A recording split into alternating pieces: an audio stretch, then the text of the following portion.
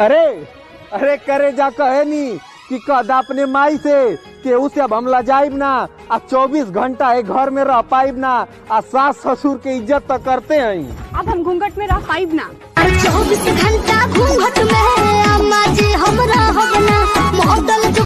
हम तो गरीब बाप के बेटा बानी कि अरे हम तो गरीब बाप के बेटा बानी। हमके ही प्यार मोहब्बत ना, ये साला बेरोजगारी रुलावेला।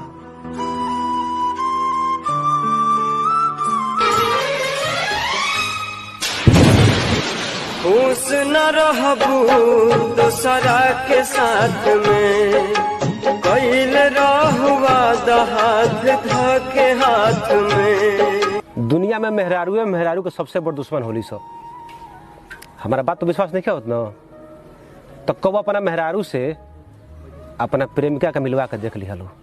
देखा भैया, हमके अपना आप के जितना बदले कर रहा उतना बदल ले बनी। अब जेकरा हमसे दिक्कत बा वो अपन रास्ता बदल लो।